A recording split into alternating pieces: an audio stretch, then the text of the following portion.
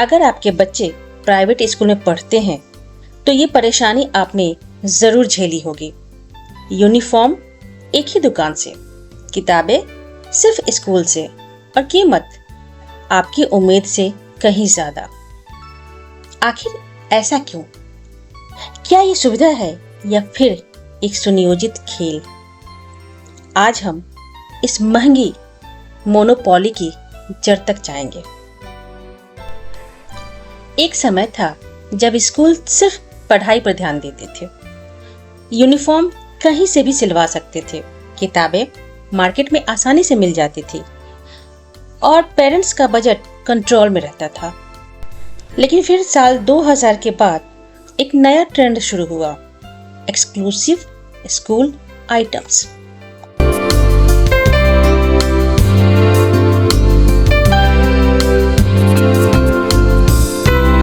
साल 2005 से साल 2015 के बीच स्कूलों ने अपनी कस्टम यूनिफॉर्म और प्राइवेट पब्लिकेशन की किताबें लॉन्च करनी शुरू की और आज ये एक पूरा बिजनेस मॉडल बन चुका है, जहां मार्केट के बाकी सारे ऑप्शंस लगभग खत्म कर दिए जाते हैं।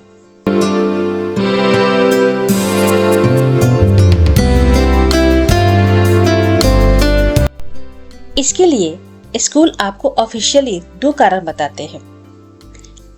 इससे ब्रांड इमेज बनती है, बच्चों में एक रुकता और अनुशासन आता है।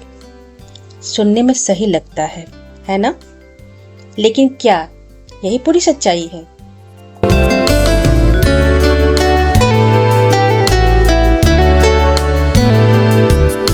स्कूल एक तय सप्लायर से डील करते हैं, बाजार में कोई कंपटीशन नहीं बचता और वही सामान ज्यादा कीमत पर बेचा जाता है। और सबसे बड़ी बात, उस मुनाफे का एक हिस्सा कमीशन बनकर वापस स्कूल तक पहुंचता है। यानी एक बंद सिस्टम जहां फायदा सिर्फ कुछ लोगों को और बोझ सिर्फ माता पिता पर।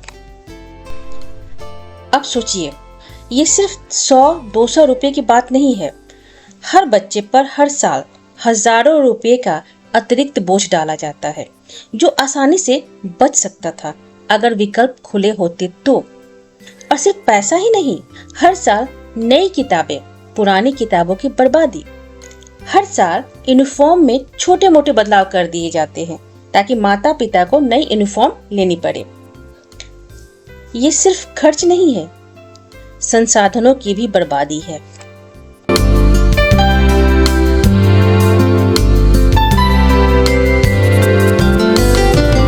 कानून साफ कहता है, पेरेंट्स को चॉइस मिलनी चाहिए। कोर्ट और गाइडलाइंस भी यही कहती है। लेकिन कागज और हकीकत में बहुत फर्क है।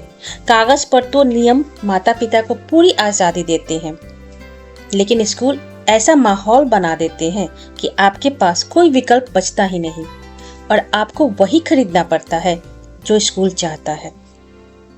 हमें समझना होगा, शिक्षा एक अधिकार है, कोई व्यापार नहीं। और जब शिक्षा को कमाई का जरिया बनाया जाता है तो सबसे ज्यादा नुकसान होता है एक आम परिवार का और एक बच्चे के भविष्य का। फैसला आपका है। क्या आप सिर्फ नियम मानेंगे या सवाल भी उठाएंगे?